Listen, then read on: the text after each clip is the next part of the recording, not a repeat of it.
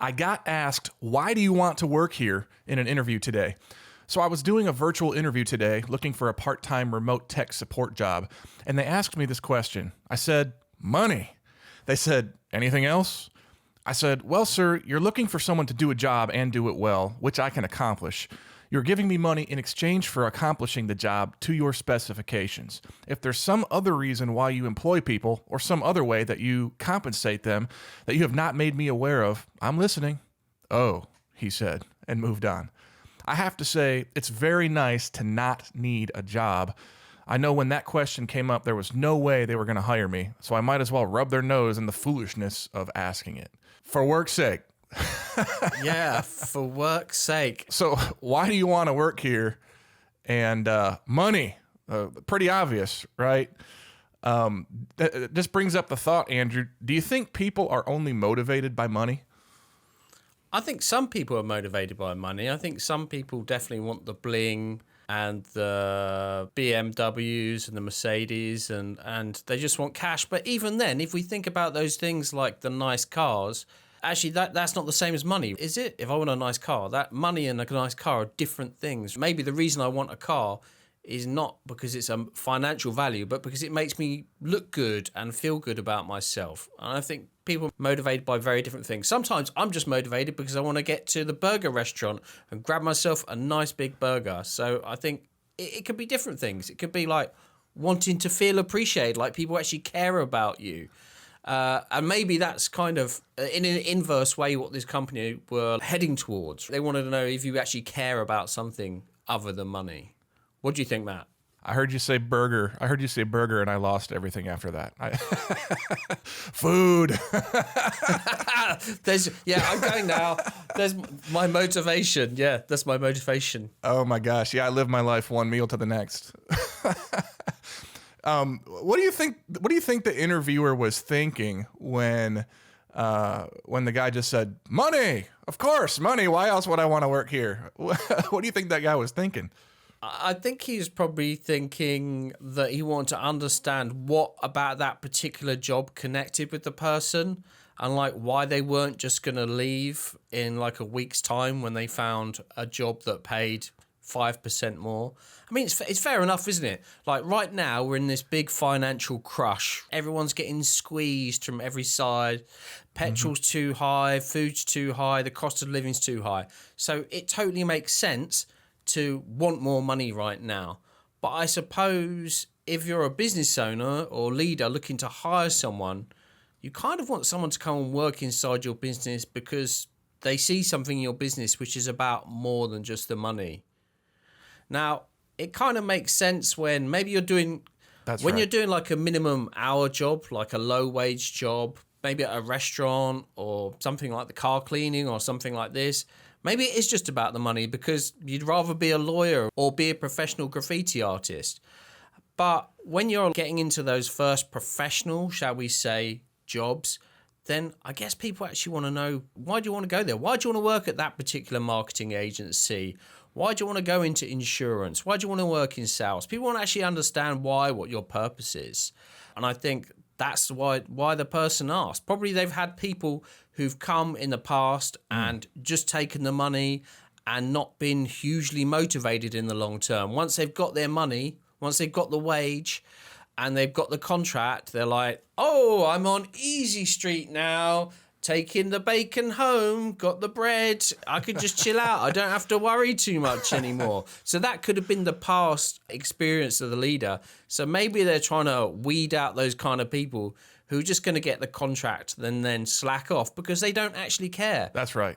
So I think really what the boss was asking is, why do you care about working here? Why are you going to care about turning up and actually doing your shift and giving your all and serving our customers? That's right. Man, what a great insight. That why question really is loaded. It's just filled with so much. And, that interviewer is probably thinking, how does this person tie into our mission, our vision, our values? And that why question really helps to reveal that. So great insight there. And it brings up another question, Andrew. When does money become a negative focus? Well, sometimes money is used as a carrot, right? Sometimes leaders fall into this trap of dangling bonuses and incentives in front of people to try and get them to work harder and finish projects quicker. But unfortunately, money is actually controlling when it's used that way. It's used as like a reward, or in a way as a punishment, because if you don't perform, you get punished by not getting the bonus. But it's been shown that when people are controlled by bosses at work, it actually demotivates them. It actually, in the long term, makes them less persistent and less engaged with what they're doing. So actually, using money as this manipulative force to get people to do what you want doesn't work anyway.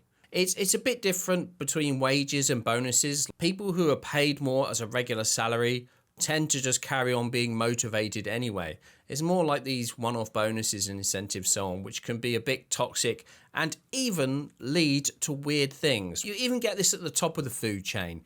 So you even get CEOs who are incentivized by bonuses doing weird things with their companies just so they get the stock options that they're due or whatever. But when they do these weird things with their companies, it actually harms the company in the long term. And this kind of thing can happen from the top to the bottom of the business. So yeah, money isn't always a positive force in a business. Absolutely, absolutely. So as we're thinking about what those motivators are, healthy motivators, right? Especially like you said, once you get to that point where you're probably earning a great salary or just a decent salary, right? Like your basic needs are taken care of. You've climbed the food chain, so to speak. You're in a comfortable position. What other things, Andrew, can be used to motivate employees in a healthier way? Well, the thing that I've found when I've worked with teams is that some people are micromanaged. Some employees are micromanaged by their bosses. They don't actually have any true freedom or any true responsibility within a business. And again, that's controlling and therefore demotivating. So what leaders can do is empower people, put the key to a project in the person's hand, give them the freedom to take on responsibility and grab hold of part of the business and run with it. And that is a natural and really healthy and positive motivator, which has been proven to work. On top of that, you can also give people learning and growth opportunities. So make sure people don't plateau, because when you plateau, you're just sitting at this flat lining level. You kind of start to coast. And then after you start to coast, you start to get bored, and then you start to not be as engaged anymore. We all need a bit of challenge in our life. We always need to be taking that leap forward in order to keep our brain sparking and alive. So the one way we can do that is connecting with new learning and growth opportunities, and smart companies and leaders provide those for their teams. And the last one, can you guess what the last one's going to be? More money. I don't know. Money work. The thing is, money actually works in the short term. Like, money actually works in the short term. You can say to anyone, I'll give you $1 million to do this, right? But then what happens after they've got the $1 million and they've bought the basic house and the basic car that they need, and they satisfied all those basic needs? If you offer them, would you be able to get them to do the same thing again for $1 million? Probably not, because they've already satisfied those needs. So it doesn't always work. But one thing you can do is connect people with one another. And actually, this is a really powerful thing to do right now. We've all been disconnected for so long. And being with other people, just connecting like me and you are now, is a real natural motivator, and it's something we're all drawn naturally to do. So just bringing your team together, finding and creating moments for them to connect and bond is also a brilliant motivator. Oh, that's good stuff. I still think, have you ever seen those? They look like a phone booth, but they have wind that blows inside of them, and you can just load the whole phone booth with money and then turn on the wind, and it's just money's just flying around you everywhere, and you get like 30 seconds to grab as much cash out of the air as you can. I think that could be a great motivator. Oh, that sounds awesome. Take me there. Take me there. Yeah, I like that. Take me to the cash wind machine. I love it. I love it in the movies when they show the cash machine out of control and the thing's just like spitting money out everywhere. Oh yeah, making it rain. Yeah, or like Terminator 2, where John Connor is like rigged to the cash. He's got that funny contraption which is rigged to the cash machine just to rain out money wherever he goes. Yeah, give me one of those. Why not? Love it. Oh my gosh, for work's sake. For work's sake.